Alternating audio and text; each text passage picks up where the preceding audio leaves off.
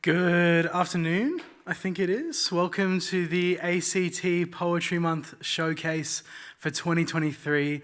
My name is Andrew Cox. I'll be hosting you today, and it's really awesome to see all your beautiful faces out there today. Thank you for coming out. Thank you for showing up for poetry in the ACT and for being our incredible audience while we see the best of the ACT poets and surrounds today coming through and performing for all of you. Is everyone feeling okay? Excited? I love it. I am a slam host. If no one knows what a poetry slam is, I'm usually at this point throwing chocolates as hard as I can at people's faces, and so I need some energy from all of you today. So thank you for being with me in that moment. Before we go any further, I need to acknowledge that this is Ngunnawal and Ngambri country. We're going to be sharing poems and stories and hearing poems and stories on land where that has happened for thousands of generations before any of my ancestors ever arrived here. This was, is, and always will be Aboriginal land. We are incredibly lucky to have this showcase happening in our region. I think the way that I hear Canberra described the most is that it's really big while being really small at the same time. And I think that rings true for our poetry scene as well, because we have the most poets per capita in Australia. I think that's a fact I've heard before, whatever that means. But we also have such an incredible diversity of poetry in Canberra. We have so many published poets for how small we are. It's really incredible to see. And the quality of our poetry is really incredible. And I feel like we are really connected for a community that lives and breathes poetry. So, and the reason today is happening is all because of Red Room Poetry, which are an incredible organisation that I've worked with many a times, and there's been so many moments in my life that I can go, oh, that stamp and that little bookmark of where I was in my poetry career, that was the time I did that thing with Red Room Poetry, or that time that Red Room did that event or came through and held this event. And so, yeah. We're really lucky to have Red Room Poetry supporting our region and the literacy in this region and the performances that we're going to see today. So before we go any further, I'm going to welcome David Stavanger to the stage. Please come up and share a couple words.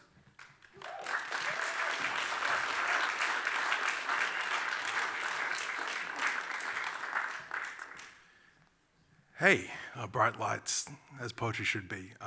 Want to acknowledge that I'm here, and this showcase is on Ngunnawal and Ngambri country as well, and also acknowledge the amazing First Nation poets you're going to see up on stage today, any First Nation audience members or coming in via the live stream. My name's David Stavanger. I'm lead producer of Poetry Month at Red Room Poetry, and I want you to really make some noise for the National Gallery of Australia, the NGA, who want to help elevate and have these kind of showcase gigs in an area like this, which I think is really important to get institution buy-in like this. They really love it, they really support it. Please make some real noise for the NGA, come on.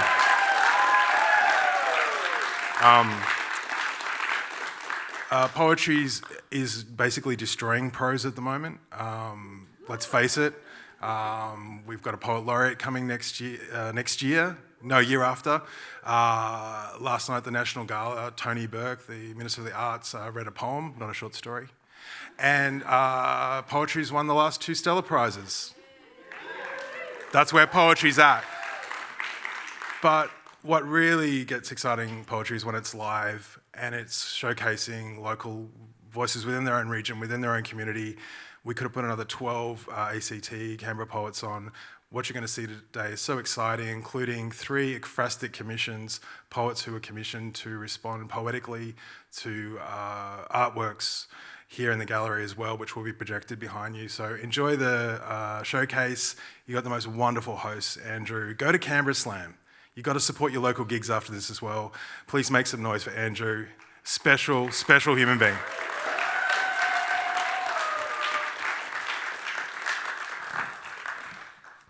Thanks so much. Well, should we get it going? Should we kick off?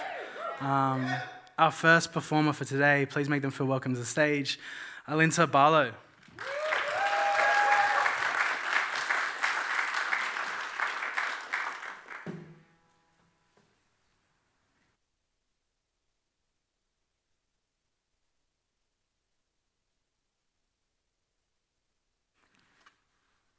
Thank you for being patient while I set this up. Awesome. Yuma, everyone. My name is Alinta. The first song that I'm going to sing here is, I'll explain a bit, but first I just want to thank everyone for inviting me here today to this amazing event. I'm so excited to hear everyone's poems and all of the stories that are going to come from it. So this first song I'm going to sing is a song I wrote for my pop, who has since passed on. I'm going to use the word mullian in this, and for those who don't know, mullian is the Ngunnawal word for the wedge-tailed eagle. And for those who also don't know, the wedge-tailed eagle is the Ngunnawal totem. And my pop is someone that I see as that mullian, so this song is for him. I wasn't sure how to feel. You came into my life just as you said goodbye, and I learned how to heal from something that I didn't know. It changed my life, and it hurt to feel apart. Now I know just who you are. Now I know I love living on this land.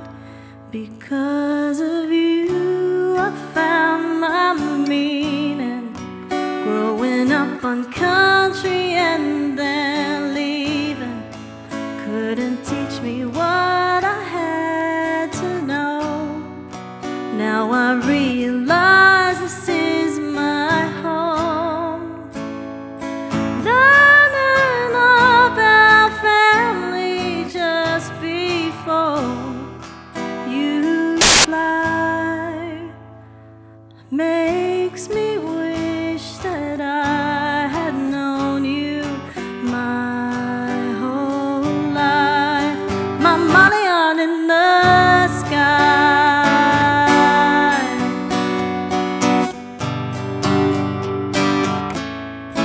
My mullion in the sky.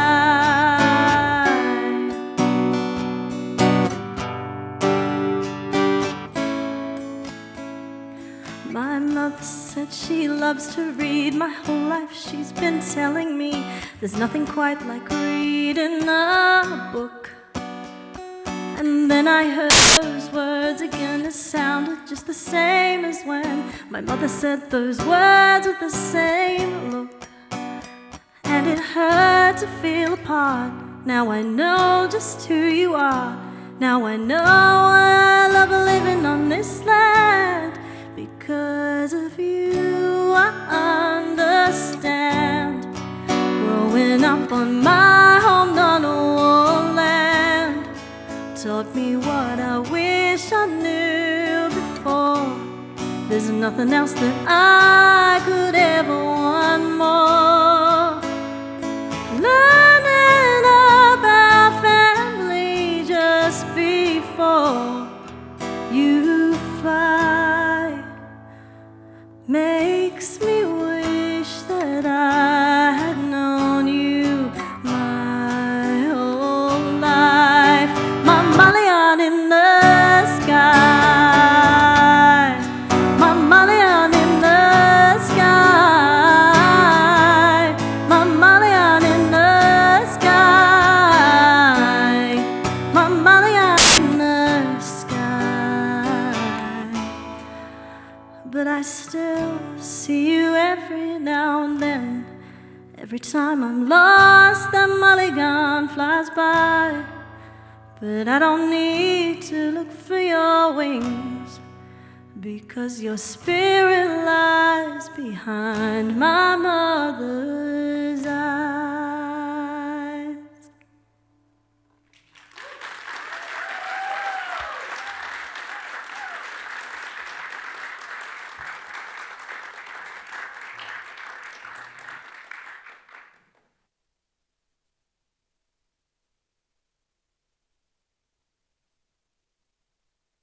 Ways for Alinta. That was amazing.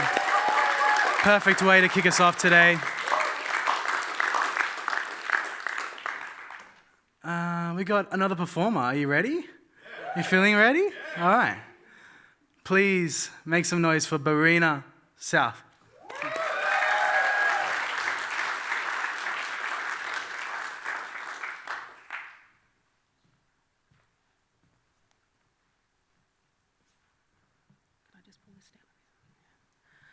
Nyai Barkanji Wimpinja. I'd like to also echo my support for Red Room, especially David and Nicole, the NGA for commissioning me to write this poem, Saskia Scott also for her support.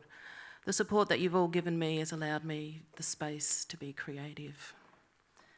The first poem I'll be reading is titled Shifting, and it's based on the Guérard painting that you see here.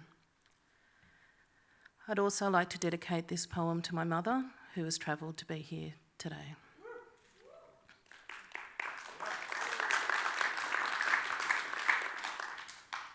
Shifting. I wait to be welcomed. Standing in front, silently trace country, linger in the margins. With trained eye, measure, assess, count. No signs, wait. Disorientated nature's magnetic forces askew. To understand, connect, I step through the gilded frame.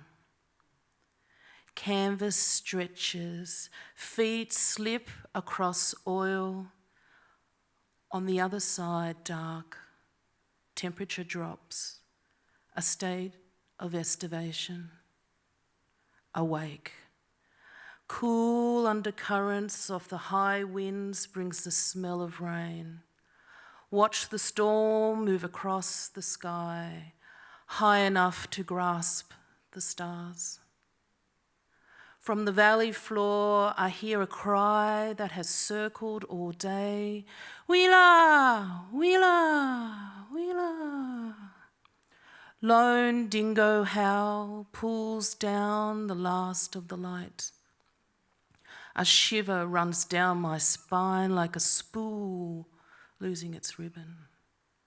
I sit. Hands on knees, fingers dip gently into country. In my mind's eye, I trace well-worn paths. Inhale the smoke of gum leaves, feed on the dark syrup of yams. Listen to women sing. I drink it all in like sweet water. As a storm is about to swallow us whole, and I am lost to the mountains, imprint on granite tours with open palm and push myself back through the gilded frame. Standing in front, orientated, at ease, magnetic forces aligned. Thank you.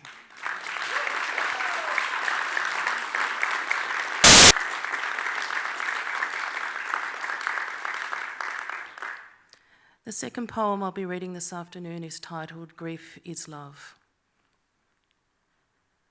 Grief is love. A lone cockatoo cries out, keening. My days are nights, my nights are awake. I stare at my reflection, ghostly self-portrait by lamplight, Pintura Negras by Goya. Count my breath like I counted the rise and fall of your hospital sheet. Grief is love. The house no longer a home, you're not here to guide my feet, lift my robe. 11:33 p.m, no missed calls. A moth attracted by false moon, assiduous in his feverish distraction, scrawled hollow words on cards, sit on the mantle, a constant reminder. 5:33 a.m, no missed calls. A lone cockatoo cries out, keening. Thank you very much.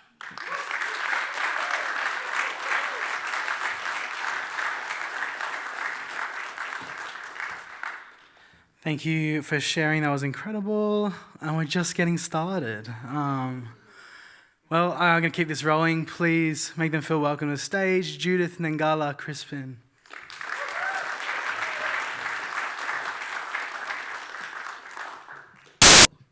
Move that up a bit. Hello, everyone. So this is a little bit of anti-colonialism and a little bit of Neoplatonic death angst together, because they go quite well together. And it's in response to this, which is actually quite a long film by Angelia Mesiti. And this poem is called Assembly, the Modelled Forms. When the Neoplatonists talked about the modelled forms, they actually just meant the body that we're all sort of stuck in. There will be no forgiveness, not for any of us who've come here. No forgiveness or condemnation, no signs of recognition.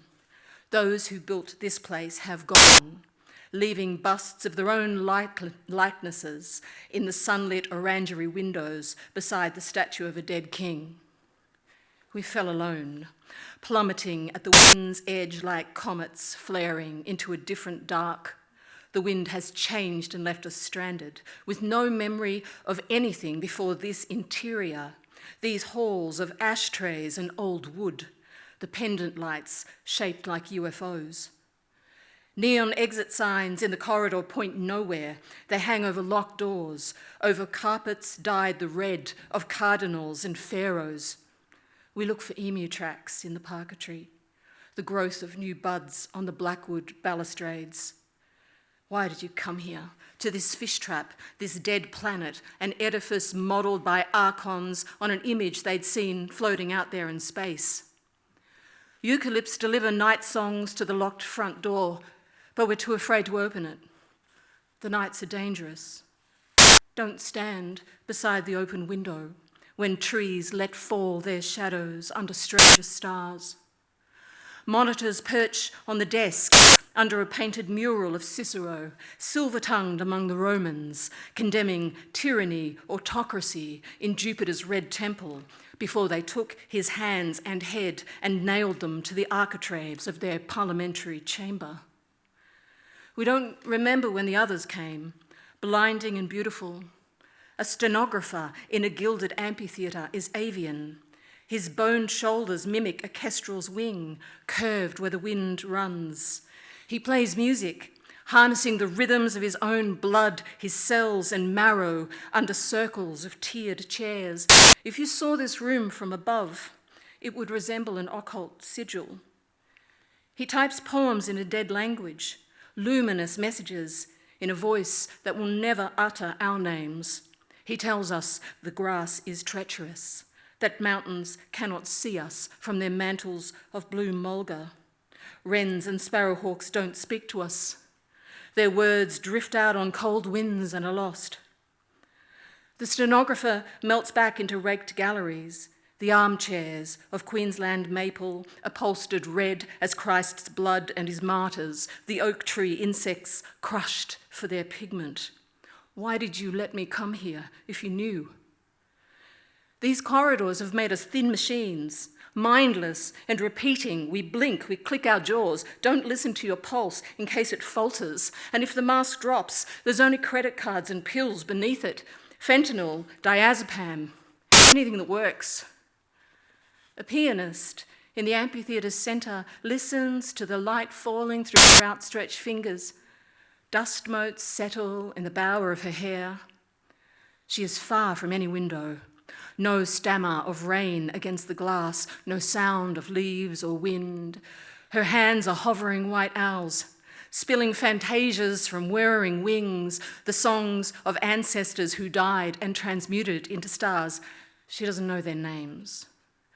Don't stand in the open window when moths press darkly at the glass and the clouds are pierced by dangerous stars.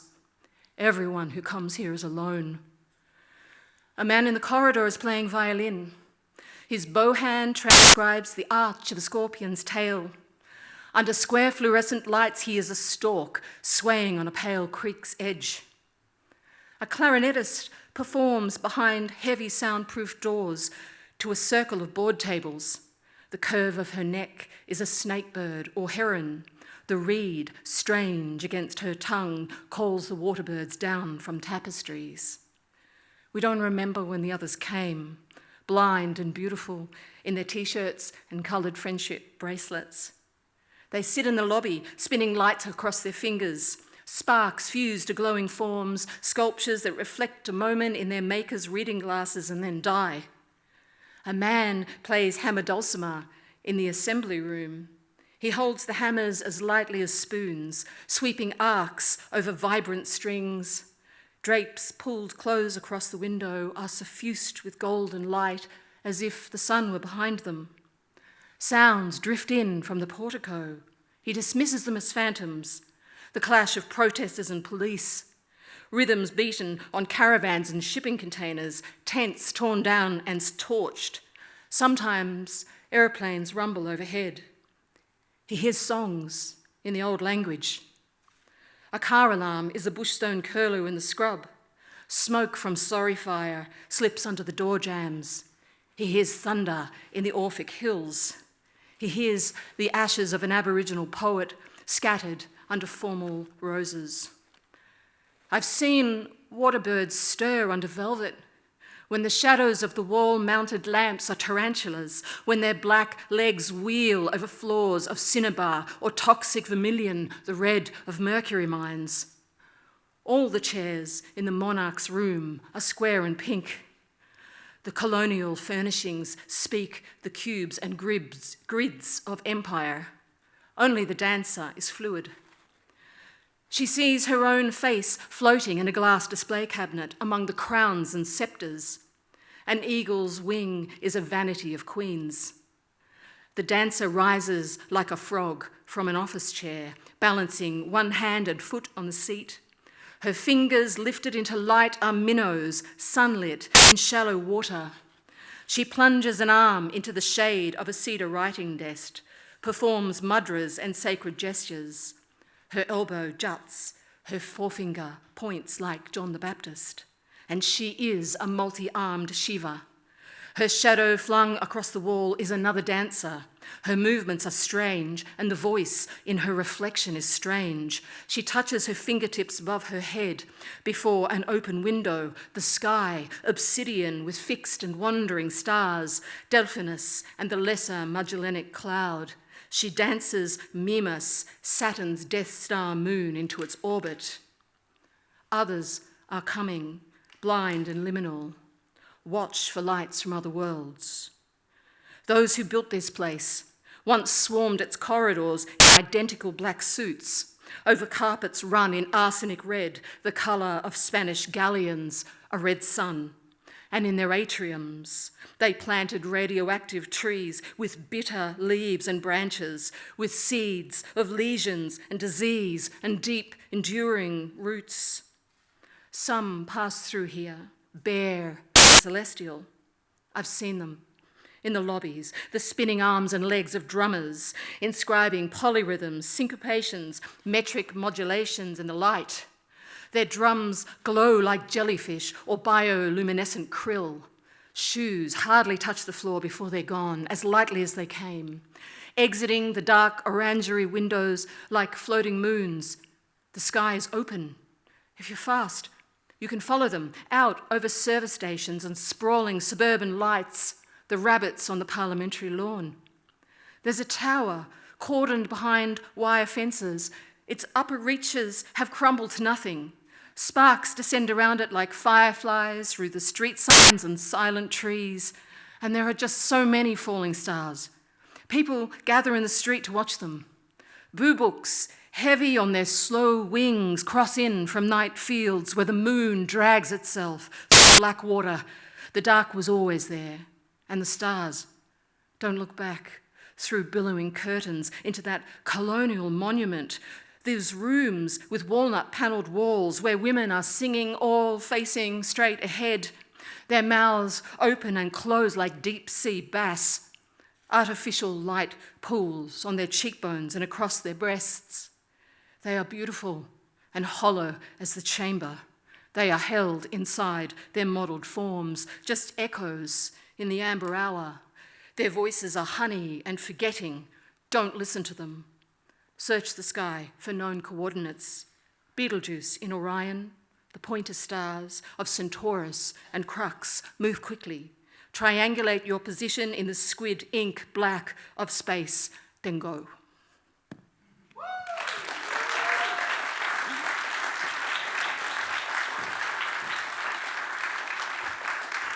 Thank you so much, Judith. Thank you. I love poetry because, let's do a little quick dive into poetry. A technique that we have in poetry is imagery, and I love that I can close my eyes and listen to a poem, and I can see more than I can see in the world around me sometimes. That's my little bit about that.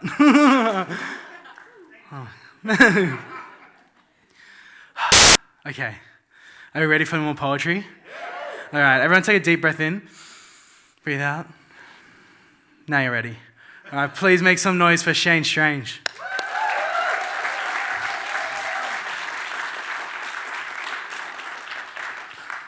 Thank you. Thanks, Andrew, and thanks to Red Room. And thanks a lot for coming this afternoon. You're all looking very well. This is a poem about physics. In other universes, the parts actors play are their real lives. They don't know why they speak to themselves in dramatic monologue. The people you slept with have traded places with the people you wish you'd slept with. The dog you owned as a child appears on TV as a Sunday morning cartoon, beloved by children everywhere, and lives in the memory of adults as nostalgia, warm and pure. Narrative time gawps at an empty plain and waits for movements of the sun. Unbroken attention spans hold on and hold on and hold on. In other universes, each conclusion is the right one. All suspicions have been confirmed.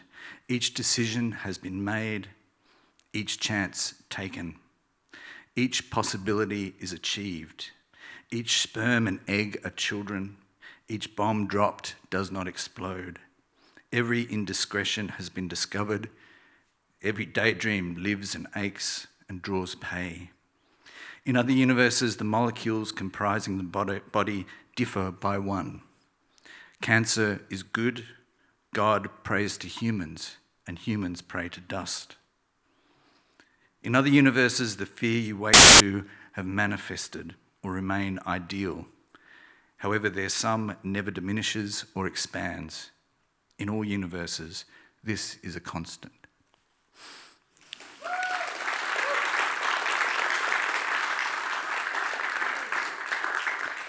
You're very kind. This poem is called Andachbilder, and Andachbilder is a type of German, or in that period in the 14th and 15th century. It's kind of painting that's dedicated, a devotional Christian painting dedicated usually to the death, to the sort of grief and suffering of Jesus. Andachbilder. 1. A fisherman's coat is an oilskin. My son the angel, oblivious to wisdom, awkward as a seismograph, slips into my mistakes like a new coat. 2. After an earthquake, help others if you are able. In his bedroom, everything is as he left it. The clothes in the wardrobe, the books in a line on the shelf. I feel the not him keenly. 3. At the hospital, we line up like penitents. At each station I recite, do not let my son die. I hear back the sound of the ocean, or is it nothing? 4. Seagulls are one of the few animals that can drink salt water. Do we know, or do we stop ourselves from knowing what is to come? 5. The sea in this poem represents the vast unknown. Last night I watched the ocean nail its hands to the coastline. I thought I saw an angel, but it was only a gull. Thank you.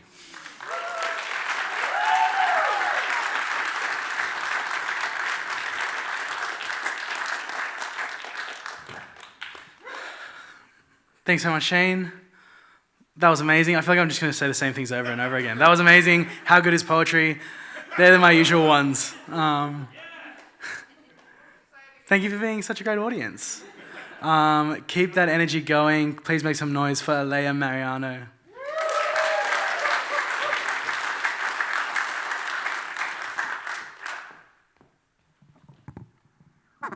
Oh, the microphone. Thank you.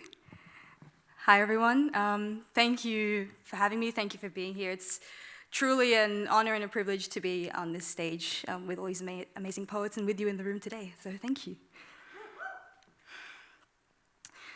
This first poem is called Kinda Gods.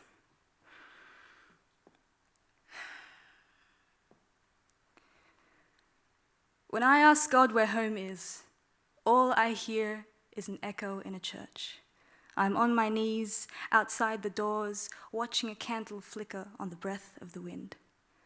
The gods of my homeland don't live in this place. Cold and hard, all stone psalms and glass prayers aching to be shattered. So I rise and let my bones guide me home. I'm learning to pray to kinder gods at a long-forgotten altar, shrouded in humidity and the smell of sampaguita.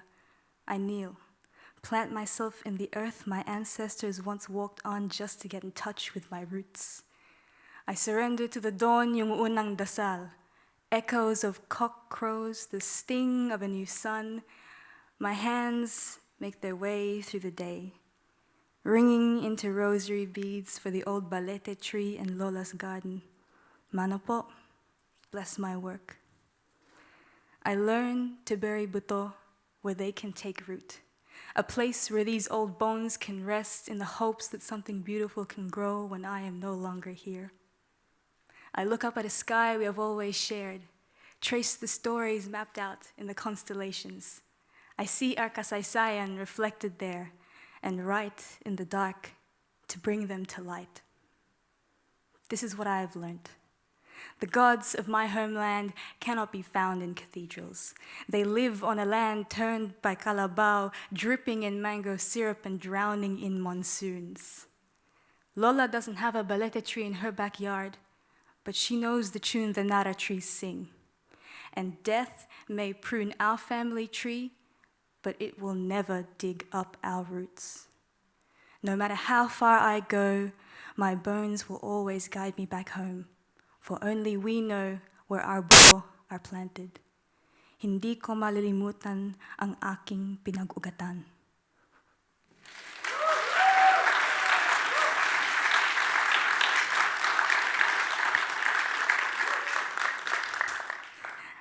This next poem is called Balagtasan. So in Tagalog, Balagtasan is a poetic joust, or like a poetic debate.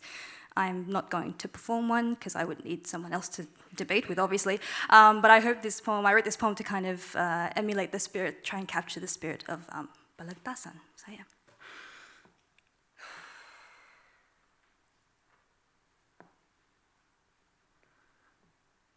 Ako'y tutula! Mahabang mahaba. So come close, gather round. Let me tell you a story. I believe my ancestors were poets. I picture them lit up by a bonfire spotlight as they weave their words into verse, into the stars themselves, because it can't be a coincidence that the word poem and star in Tagalog are one letter away from being one and the same. I always thought my mother was the poetic one in our family, the dancer, the writer, the one I got my flourish and flair from. But I didn't listen hard enough. For you see, my father has been playing with words for as long as I can remember, teasing and twisting meaning in two tongues, juggling Tagalog and English. It was only later that I realized what he was trying to tell me, that if I listened hard enough, I would hear the echoes of poetry in our history. You see, I come before you to stand behind you, to tell you something I know nothing about. For I've spent years yearning to dig into my roots when all I had to do was listen. In the hometown of my father, people gather for festivals and converse in verse. They debate and delight in rhyme, ringing through the streets at fiesta time. You see poetry echoes through my family history. The rhythm of balagtasan beats through me like a second heart, steady while mine is hammering, and I can't help but think of my ancestors looking down at me from the stars, watching me live out their legacy. So pull up a chair and sit on the floor. Here I am with my heart in my hands, a story to tell, singing the refrain of a poem I was born into, a legacy I didn't know called to me until I stood in front of a live audience. Ako'y uupo, tapos na po.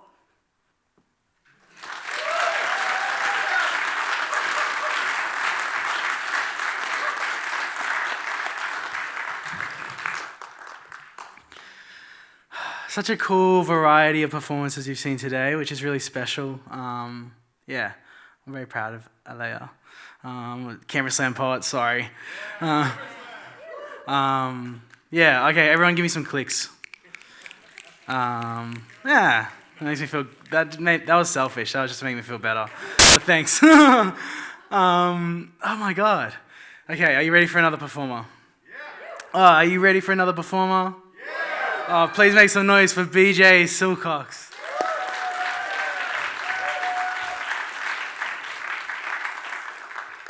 Hello, fabulous readers. I'm a total imposter. I'm not a poet. Poetry for me is a kind of alchemy, and I feel like I'm in a room full of magicians, no more so than coming after that extraordinary performance. I was asked as the artistic director of Camerata's Festival to appear and read my favourite Australian poem, which is both an absolute joy of a task and fucking impossible. How do you choose Australia's best poem? How do you do it? I challenge you all to conjure in your own head what you hold dearest. So I decided to do something entirely selfish and read for you a poem that was dedicated to me. Thank you. But first, if you'll just give me a second to tell you the story of it. I spent Christmas of 2018 in Beirut with dear friends, and I gave one of my friends, a poet, a notebook from Cairo, which is where I had been living, a small dark green notebook with beautiful gold scarabs on the front. And for the next year, he wrote a poetry book inside of those beautiful pages. He took notes when he walked the streets. He put his memories in that book. And then on the 4th of August, yesterday, Beirut blew up, and his apartment was a block back from the epicentre of the Beirut blast. His apartment was a railway apartment with 2 windows on both ends, and the blast went through and sucked everything that he owned out into the void, including that notebook, which was caught in the branches of an obliging tree. That book is this book by Theodore L. It is called Beginning in Sight, and it exists because of a miracle. And I think if there's ever a metaphor for what poetry is, that is it. It is the miracle that reflects us back to ourselves, the miracle that saves us. And that is why I'm reading this poem, not just because it's dedicated to me. It is called Molecules by Theodore L. Storms have been holding off, wind-shy, turned away, barred at the ranges through multiplying summers.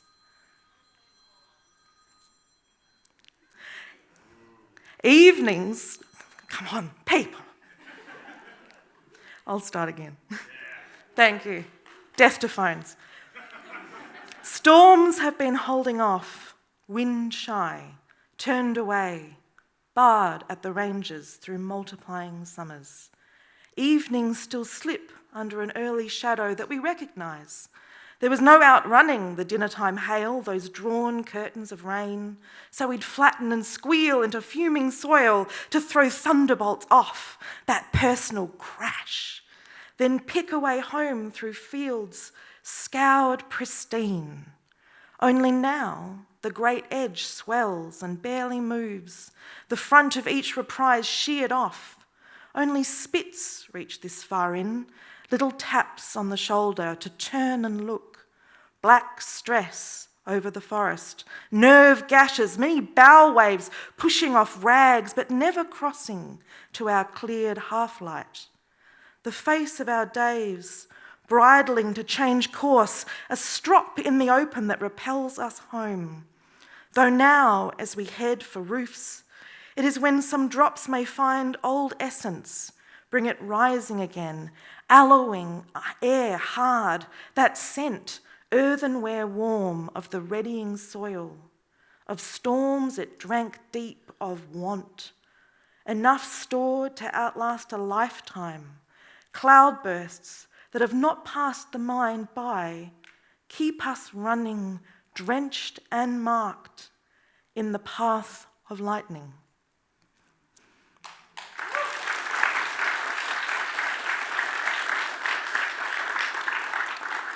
That beautiful book is a recent work press book, and if I can thank them for keeping poetry alive in this country, it is extraordinary. I do have something to read to you that's mine, and I don't do this very often, and I'm nervous about it, but this is a piece I wrote when my husband returned from Afghanistan. It's called Lions in the House. There are lions in the house. 2, maybe 3, it's hard to tell. Filling the dark with their breathy territorial huffing, their stretched yawns and big cat rumble. It's simple physics, acoustic trickery. The zoo is directly across the park and the sound carries. But there's nothing simple about lions in the house. When you leave the windows open, there's something about the way the noise leaps around that makes it seem as if the lions are behind you in this new, old house, stalking you from kitchen to bathroom to bedroom, a kind of ventriloquism. If you close the windows, you can still hear them pouring against the glass. No matter what you tell yourself, there's that ever-open caveman eye in your brain that's been waiting and watching just for this, just for lions in the house. A hot-blooded part of you that always knew they were coming. And on nights when they do not come, when there's wind or traffic or drunk street noise, this house with its rheumatic floorboards and recalcitrant hinges knows they will be back. It aches and strains and cracks its bones, and you're awake, you're awake, you're awake. He's never heard the lions in the house, this man, your husband. He has always slept in a way you can't understand, a careless sleep, reckless, unvigilant. When you first met, you envied it, but now it terrifies you. How he can sleep through fire alarms and police sirens. How he once knocked one of the gas burners and slept as room by room the air filled with fumes.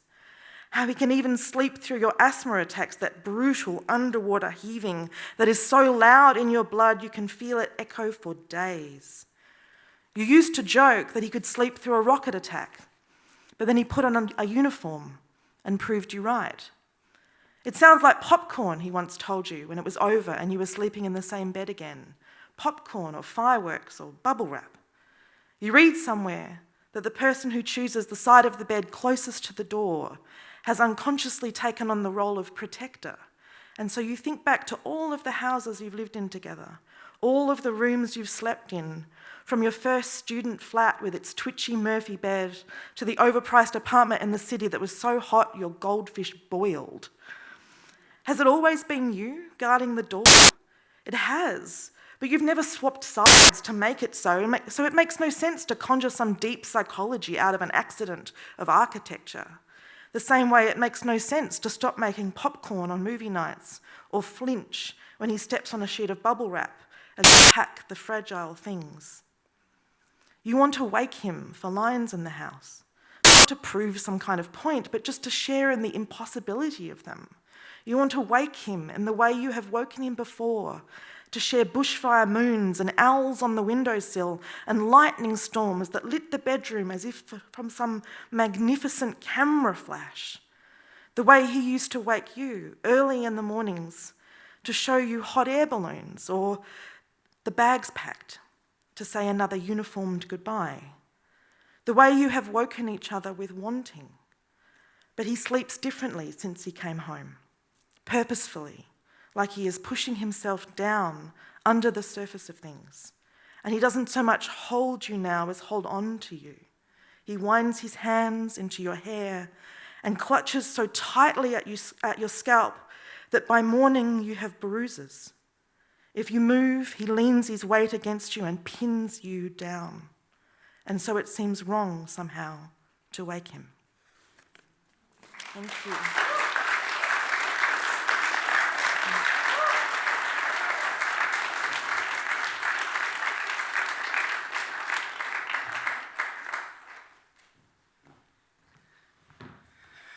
That was amazing. How good is poetry?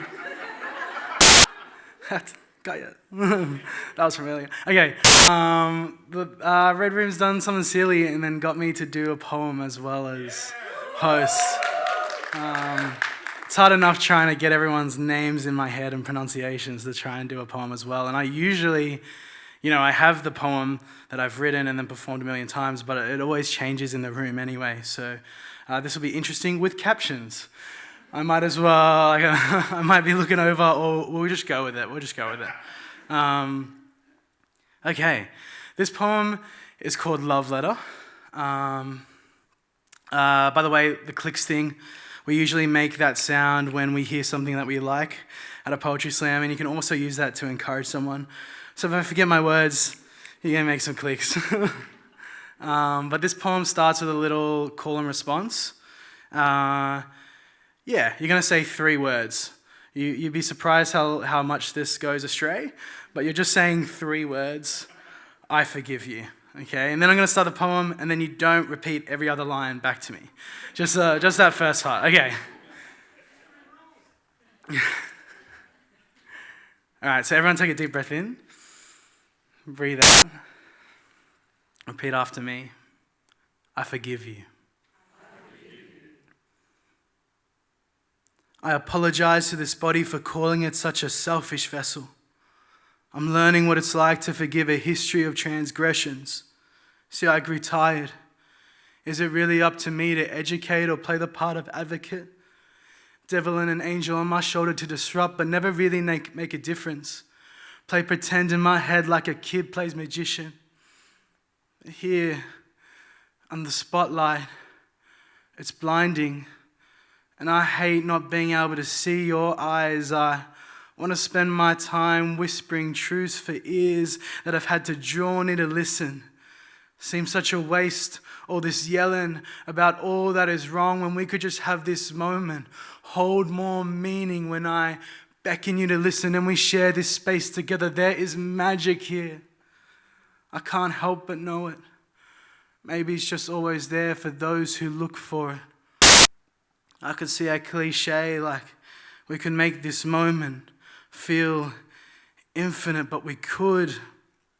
And these words will be beautiful like you are. You're all beautiful. Call this a love letter.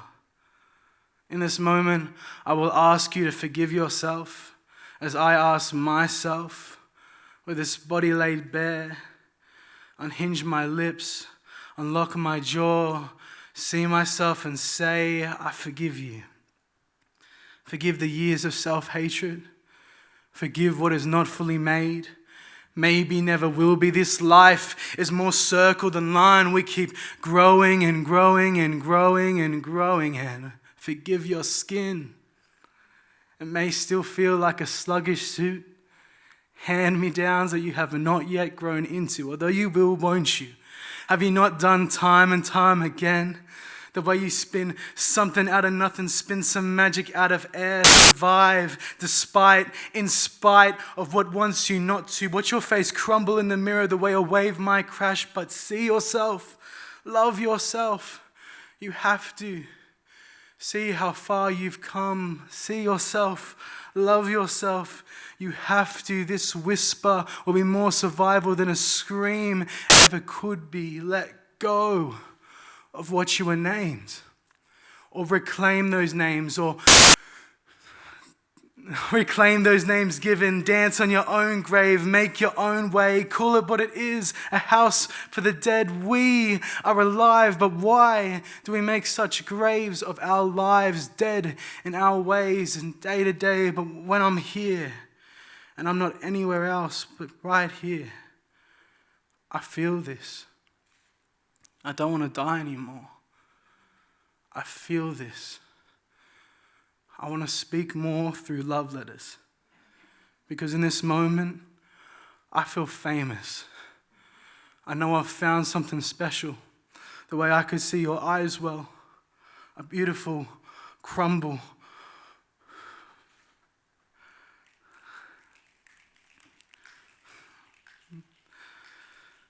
I found a home in all your cheeks, the way they lift when you speak. Key behind my teeth, I never really needed to be free. Call it magic. The way my heart skips a beat. The way this chest holds hope. I hope I never write another selfish line to scream just for the sake of it. I'd rather weep in the aisles with you than have you pat me on the back in a world where everyone is so important. I just want to be a mirror. I don't want to make a difference, I just want to be the difference. In a world where everyone is so important, I just want to be a mirror. Look at yourself and say it. Come on, say it with your chest. I forgive you.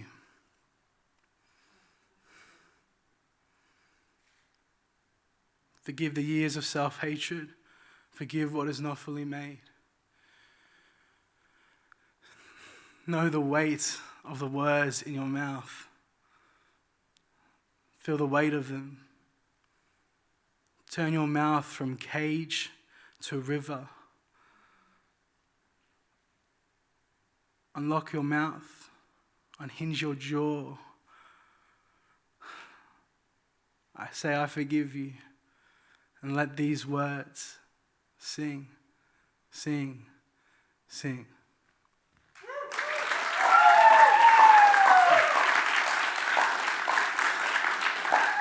Thank you. I'm going to be back. 2 seconds.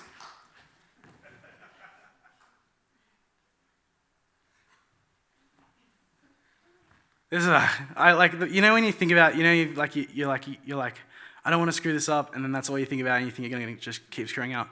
That's been this whole moment. So thank you so much. Sorry, captions, guys. Sorry, everyone trying to read the captions and trying to listen to that. As a poet, that moment meant everything to me, and the fact that I got to just feel it with all of you, and I just got to say whatever came out, that was really special for me. So thank you for being in the room and feeling it with me.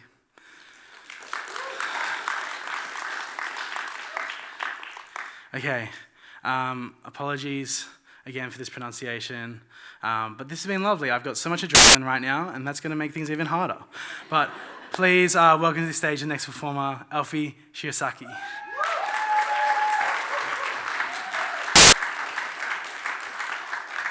Thank you, Andrew. And let's give some more poetry clicks to Andrew and Red Room Poetry for bringing us together today. It really is my privilege to be here on Ngunnawal and Ngambri country sharing stories from my ancestral country, which is the Woolman Noongar Budja in Western Australia. So I want to start by saying Kaya Nunakort, Nyankort Jerapin Nunak Jananing. Hello, from my heart to yours. My heart is so happy to see you here today. I've chosen to read a poem from my forthcoming collection, which is about the history of the Swan River colony in Western Australia. And this poem is called Matalan, and Matalan is my Woolman Noongar ancestor who knew the time before the Swan River colony and the time after.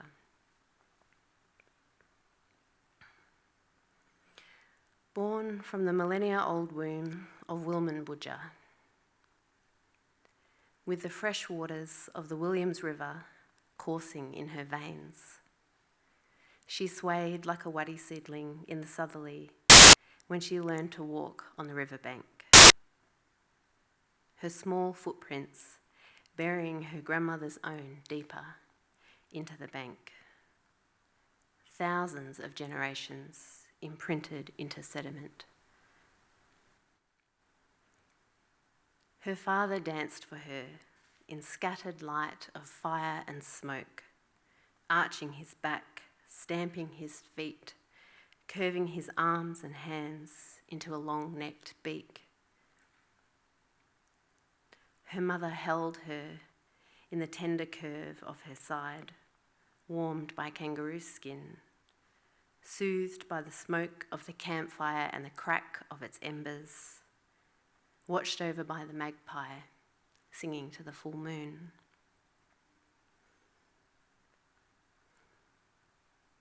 A time before ships in white clouds on the horizon, before pistols and swords were chosen over diplomacy and friendship, before country was felled like a centuries-old jarrah forest and sold off for firewood, before children and futures were stolen, before the world began to turn on an axis of spitting, hateful greed, before her small footprints were stomped over by boots. A girl on a knife's edge, dancing with agility on the blade when the stars stopped singing and Wilman Budja fell silent. She knew war, but she had known peace. She knew hatred, but she had known devotion. She knew displacement, but she had known belonging. She knew horror when she had known wonder. She knew slavery when she had known freedom. And she knew heart sickness for home when she had known wholeness. And yet, when she dreamed her childhood with her mother on the banks of the Williams River, cradled in the currents of the waterway, she knew an old world, a loving world, a woman's world, a world where the bond between mothers and children were never broken. I returned to Wilman Budja almost 2 centuries after her birth. My boots sink into the riverbank and my socks fill with sand. I search her night sky. There is only darkness, only a cold, seeping sadness in my bones. Deman, grandmother, your stars have fallen from the sky in fire and dust and been cast into the sea. Thank you.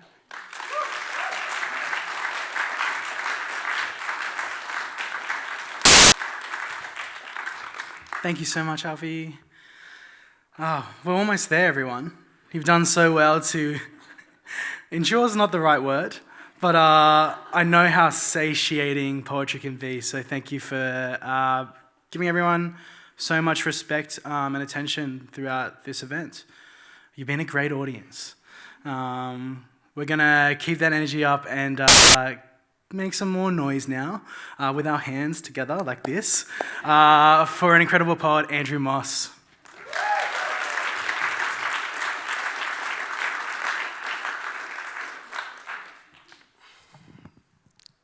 Good afternoon. Thank you very much, Andrew. First of all, I'm feeling a bit like an imposter at an ACT showcase because I've slipped across the porous border from New South Wales. But Judith is also from Braidwood, so I'm going to put her right in it. Okay, thank you so much, Red Room, for giving me the opportunity and the NGA. I am truly grateful. So I'd like to share 2 poems with you. My first poem is a response to the incredible photographic exhibition by Fiona Foley, HHH, which reimagines the KKK, the Ku Klux Klan, in the outfits and hoods of African fabric, which resonates with me because one of the fabrics is kente from Ghana, and that's where my mum is from. And Fiona really asks us in a thought experiment to think what would happen if the tables of racial hatred were turned. And I love the way she builds connections between Australia, the US, and Africa, the civil rights movements, and the decolonial movement. So this is my poem inspired by that. HHHKKK for Fiona Foley. The power to define the other seals one's definition of oneself. Who then, in such a fearful mathematic, is trapped? James Baldwin. Reappropriate and reverse races from lynch mobs in inverted chiaroscuro commas. The kente-clad magnificent seven negatives turn on their pointed black heads. Ghetto stereotypes of middle passages, burnt crosses and swastikas illuminate the dead. Erased and misread. HHH reverses KKK hate. From white robes bleed Foley's kaleidoscope to oppose polar us and them other roles. Like Guérard playing Tchaikovsky's keys, Fiona transposing camera obscura cacophony, composing global symphonies of sympathy. Rainbow serpents vanquish grand dragons as Akan spiders weave bright new histories. Polysemic tapestries bloom across borders. Tricksters spellbound by imperial wizards. Divinator, the medicine man, rainmaker. Batjala magician, Kadacha and shaman. Conjure, black, aboriginal, indigenous nations. White magic, black skin, white masks. Peer of the colonizer, the colonized. Fear of a Wakanda black planet. Arise. The anxious whites of eyes, open, hostile, while black pupils dilate, anxiety's trap. Phobogenic objects don dark dunce caps. Cork-faced, like Bert Williams, forced to black up, dumb down, perform for a vaudeville audience. Double mask consciousness doubles. The Uncle Tom foolery of silent movie troubles. Bruised black and blue fruit burst into rainbows as our ancestors hang strange from Jim Crow. Holidays, hollers escape across middle passages. The doors of no return burst open song. Fiona sounds Abeng horn, bangs Akan drum. Black, indigenous, Aboriginals outwit from the holds of slave ships equipped in Limbo and Nancy. Without apology, anthropology's objects reverse the epistem not so logical gaze. Join the dots across continents, shift controversy. Indigenous primitives in colonial vitrines. Leap out of tick boxes and shatter glass ceilings. Perkins and King ride for freedom, tent embassy protests, Cronulla riots, atomic bombs combine the matter of black lives. Genetic memories connecting ocean rifts. Kintsugi Kente heals the stripped in ethnic fabric. Douse MLK and Malcolm's X homes with Technicolor fire hydrant Entuomo robes. Diaspora disperse like Owari seeds. Embedded bullet casing from police raids. Escapes Walcott Sea Swift in Omeros. Beware the progeny of the colonies. Beware the poet critic who curates the expanding field of sculptural landscapes. Beware artists who seek their histories.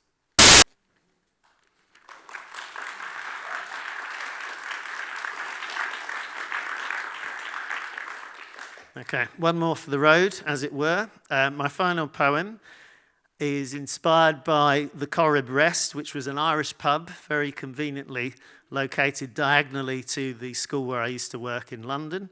And I like to think of this poem as a bit of a story of the Irish and Antipodean diaspora. Friday night at the Corrib. After a week teaching down the pit and up the flights of stairs in a Victorian red-bricked workhouse in 5 9-to-3 shifts, trying to mine for aha moments at the fraying seams of blackened boards, chalk and talk faces opposite me.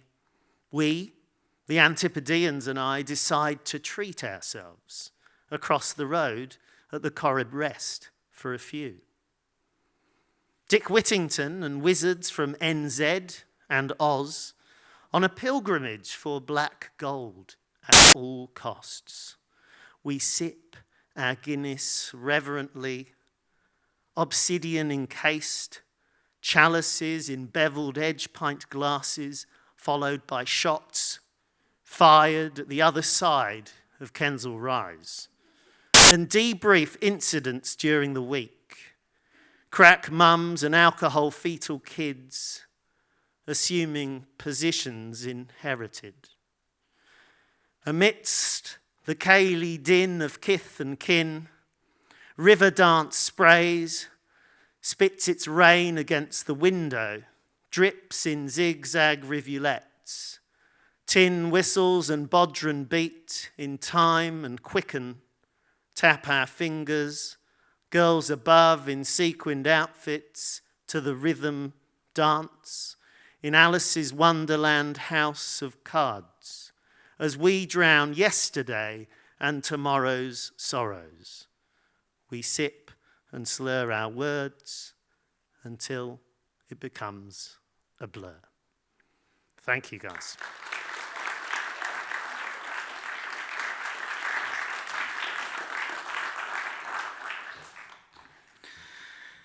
Wow. I don't know, take a deep breath in if you want. I'm feeling very full at this point, right? Lucky we've got one more performance to sort of close us out today. Thank you for being an incredible audience and being around. We've got Alinta Barlow for one last song. Thank you.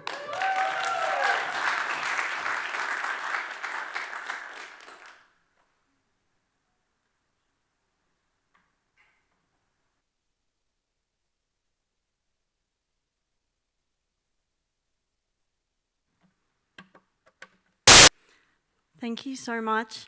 I'm going to explain a bit of this song too. So this song has a few words in it that are in Ngunnawal as well. The terms I'm going to use are Ngunnawal Wari Dawarawari, and that translates to Ngunnawal country. So this song I wrote in 2020, and it is representative of the political sphere and stuff that was happening at the time. So this one means a lot to me, and it's a really important one that I'm always going to keep sharing. I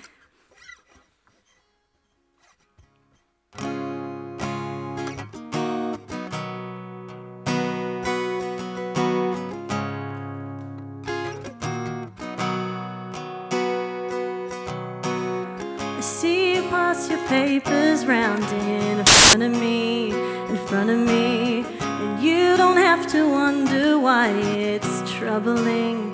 It's troubling. Have you ever stopped to think that one welcome won't fix everything? You've gotta make some changes happen too.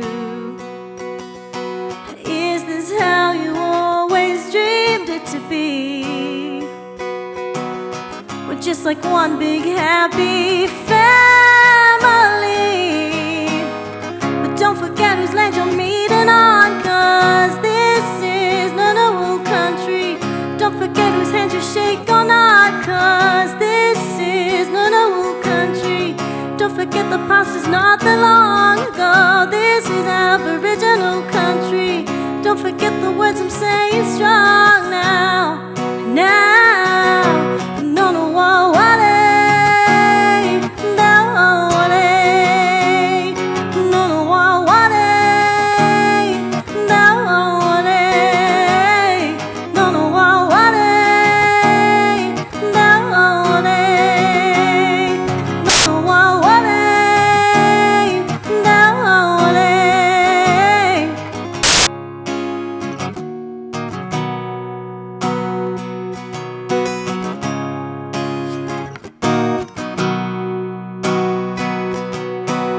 I see you take your mask off in front of me, and you refuse to see how this is troubling. It's troubling. Everything's about your God. How about you think and stop when you listen to the owners of our land? Is this dream time in our country? If we've forgotten so much history, but don't forget whose land you're meeting on, 'cause this is Ngunnawal country. Don't forget the past is not that long ago. This is Ngunnawal country. Don't forget the families pulled apart, 'cause this is Aboriginal country. Don't forget the words I'm saying strong now. Now, Ngunnawal wale, now wale, Ngunnawal wale, now wale, Ngunnawal wale, now wale, Ngunnawal wale, now wale. 'Cause this is Ngunnawal country. This is Aboriginal country. If this is everyone's country, hey, Ngunnawal wale, now wale, Ngunnawal wale, now wale.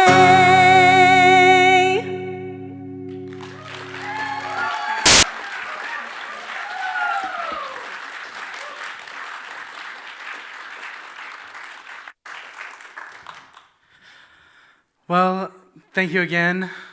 That was amazing. How good is music? Thank you everyone for being here today. A round of applause for all of you being an incredible audience. Keep that round of applause going for the National Gallery of Australia for hosting us.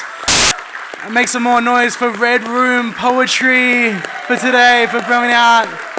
And make some noise, lots of noise, for all the incredible poets who performed today. Amazing.